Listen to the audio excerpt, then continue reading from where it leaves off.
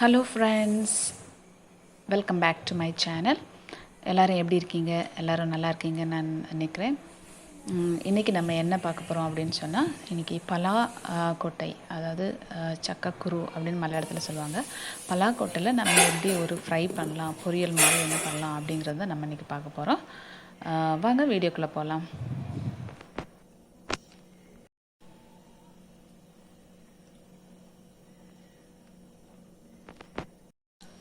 நம்ம தேவையான பொருள் என்னென்னா, வேக வச்ச பலாப்பழத்தினுடைய கொட்டை, பலாக்கொட்டை. அப்புறம் இது பெருங்காயத்தை கொஞ்சம் லேசாக பொடிச்சு வச்சுருக்குறோம். இது வெள்ளைப்பூண்டு, கார்லிக், அதை கொஞ்சம் சதைச்சி வச்சுருக்குறோம். இது வத்தல் பொடி, இது மஞ்சள்தூள், இது கருவேப்பிலை. இனி நம்ம செய்முறை எப்படின்னு நம்ம பார்க்கலாம். நல்லா சூடான உடனே கடுகு போட்டுக்கலாம்.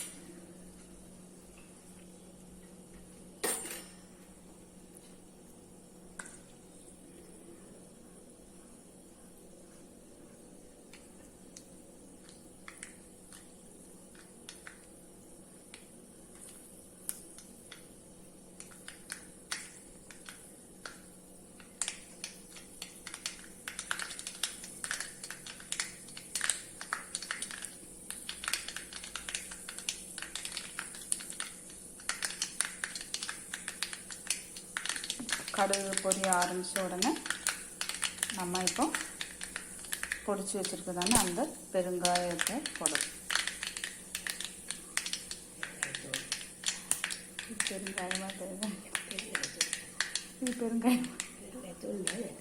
பெருஞ்சீரகம்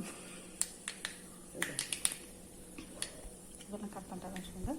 ஓகே, இப்போ எல்லா கடுகும் நல்லா பொரிஞ்சிருச்சு.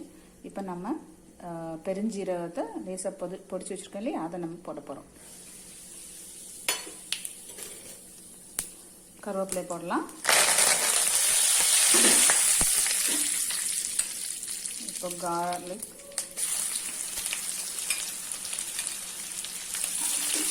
லேசாக 2 தடவை கிண்டி வச்சுக்கலாம். நம்ம இப்போ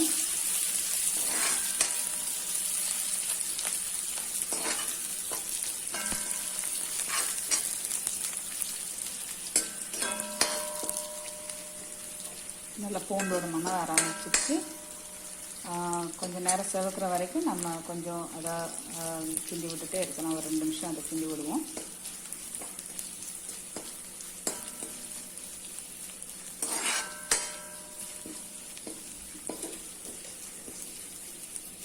இப்போ நம்ம மஞ்சத்தூளை அது சேர்த்துக்கலாம்.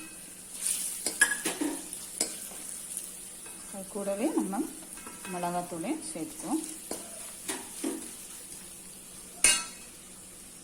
ஸ்டவ்வை குறைச்சிட்டு அதாவது சிம்மில் வச்சுக்கோங்க.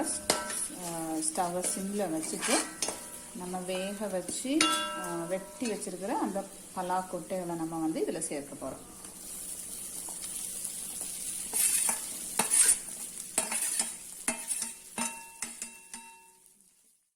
இதெல்லாம் மிக்ஸ் ஆகிற மாதிரி நம்ம மிக்ஸ் பண்ண போகிறோம். அதுக்கு முன்னாடி நம்ம என்ன பண்ணலாம்னா, தேவையான உப்பை நம்ம அதில் எப்பவுமே சேர்த்துக்குவோம்.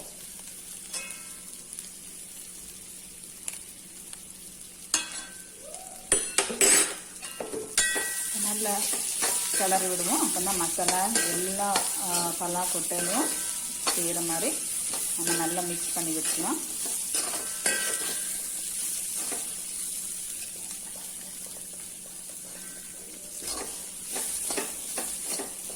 இப்படி பண்ணும்போது நீங்கள் பார்த்துக்கோங்க, உங்களுக்கு எண்ணெய் போதுமான அளவு அதில் ஊற்றிருக்கீங்களா அப்படின்னு பார்த்துக்கோங்க.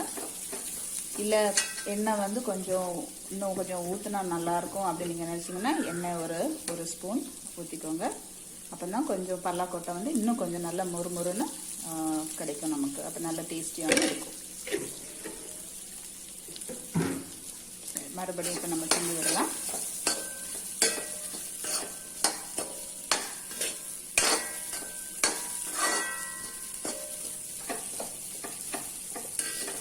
மசாலா எல்லாம் எண்ணெயிலே நல்லா ஃப்ரையாக வருது.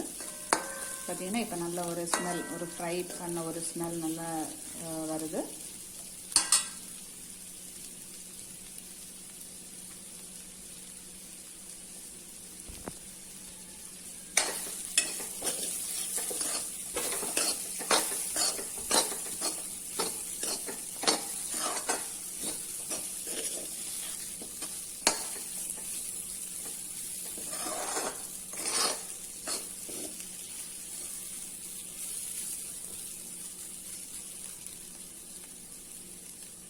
இப்போ உப்பெல்லாம் கரெக்டாக இருக்கான்னு ஒரு தடவை செக் பண்ணிக்கோங்க. இல்லை தேவையான உப்பு இருக்குது அப்படின்னா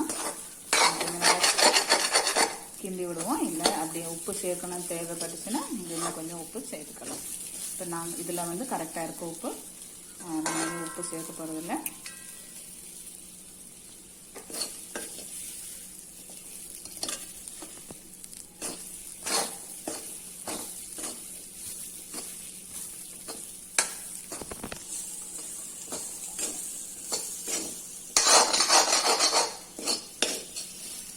நல்ல மசாலா எல்லாம் வந்து அந்த வானல்லே பிடிக்க ஆரம்பிச்சுட்டு ஓரளவுக்கு நல்லா ஃப்ரை ஆயிடுச்சு. மசாலா பல்லாக்கொட்டை எல்லாமே ஃப்ரை ஆயிட்டுருக்கு.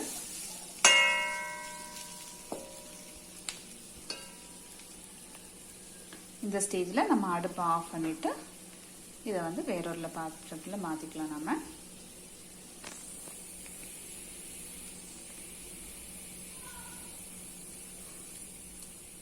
பாருங்கள், இதை வேறொரு ஹாட் பாக்ஸில் நம்ம மாற்றிட்டோம்.